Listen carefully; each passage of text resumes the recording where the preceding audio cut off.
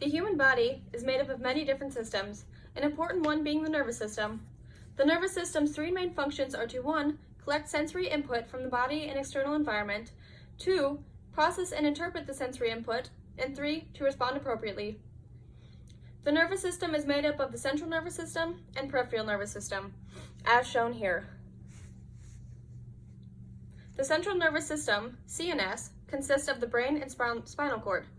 In the CNS is where all of the analysis of information takes place.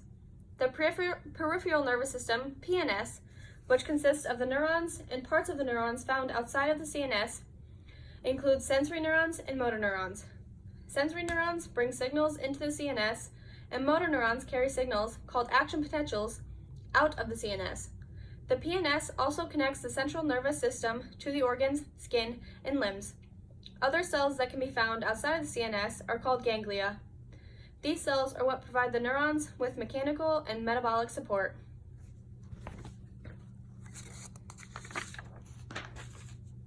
When your body encounters a stimulus, such as stepping on a tack, the stimulus is detected by sensory cells. Impulses are then sent down the sensory neuron, where a reflex is produced. A reflex is an action that is performed as a response to a stimulus and without conscious thought. The stimulus triggers electrical and chemical changes within the neuron, and an action potential is sent through neurons in your nervous system to generate a reflex or action. These actions are extremely fast and happen within milliseconds. In order for an action potential to be sent, it must first reach threshold. We will now discuss all the functions and structures that go into producing this reflex. Within your body, there are 3 types of neurons: sensory neurons, motor neurons, and interneurons. Sensory neurons get information about what's going on inside and outside the body and bring that information back into the CNS so it can be processed. For instance, if you stepped on a tack, sensory neurons in your foot would send that information to your CNS that it was sharp. Motor neurons get information from other neurons and send commands to your muscles, organs, and glands. For instance, if you stepped on a tack, motor neurons in your foot would cause your foot and other muscles in your leg to react and move your foot from off the tack.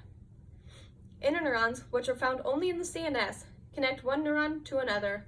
They receive information from either sensory neurons or interneurons and transmit information to either motor neurons or interneurons.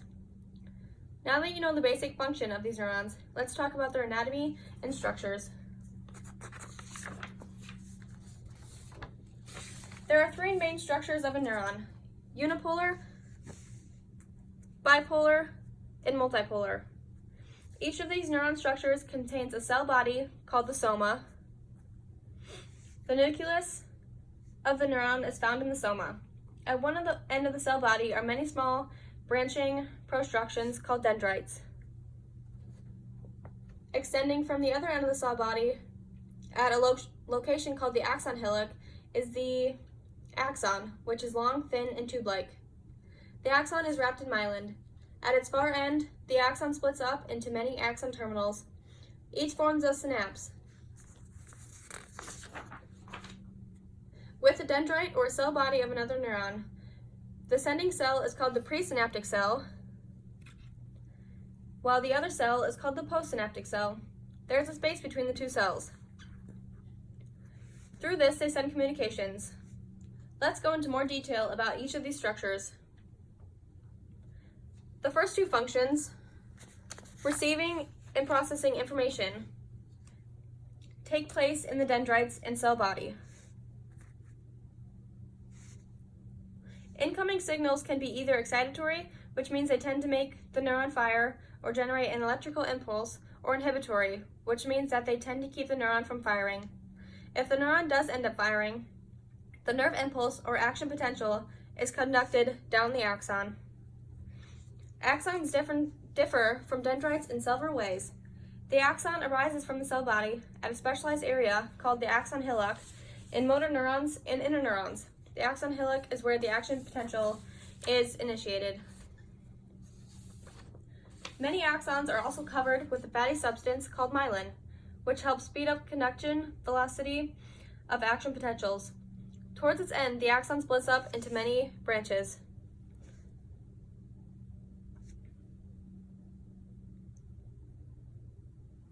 and develops features known as axon terminals. These axon terminals make connections on target cells. Neuron-to-neuron connections are made onto the dendrites and cell bodies of other neurons. These connections, known as synapses, are the sites at which information is carried from the first neuron, the presynaptic neuron, to the target neuron, the postsynaptic neuron. At synapses, information is transmitted in the form of chemical messengers called neurotransmitters. When an action potential travels down an axon and reaches the axon terminal, it triggers the release of neurotransmitters from the presynaptic cell. Neurotransmitter molecules cross the synapse and bind to membrane receptors on the postsynaptic cell, conveying an excitatory or inhibitory signal. Now let's talk about the sodium-potassium pump.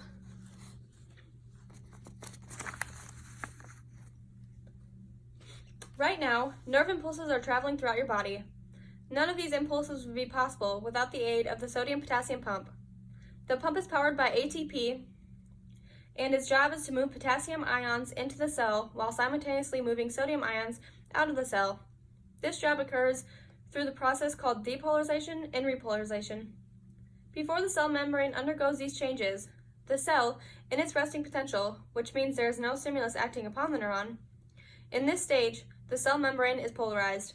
A cell becomes polarized by moving and storing different types of electrically charged molecules on different sides of its membrane. In resting potential, sodium ions surround the outside of the membrane, making it positive, while the inside of the membrane is negative and filled with potassium ions.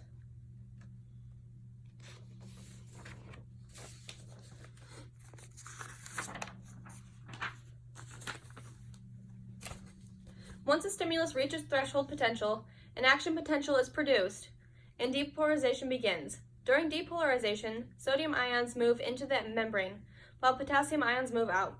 This process happens at a 3:2 ratio.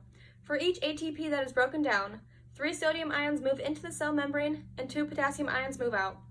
The membrane then becomes repolarized, and the sodium ions are transferred out of the cell, while the potassium ions are transferred back inside.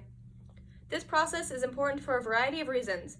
For example, in nerve cells, the sodium-potassium pump creates gradients of both sodium and potassium ions. Gradients are formed when you have an area of higher concentration next to an area of lower concentration. These gradients are then used to transmit electrical signals that travel along nerves. Without this process, your nerve cells wouldn't function.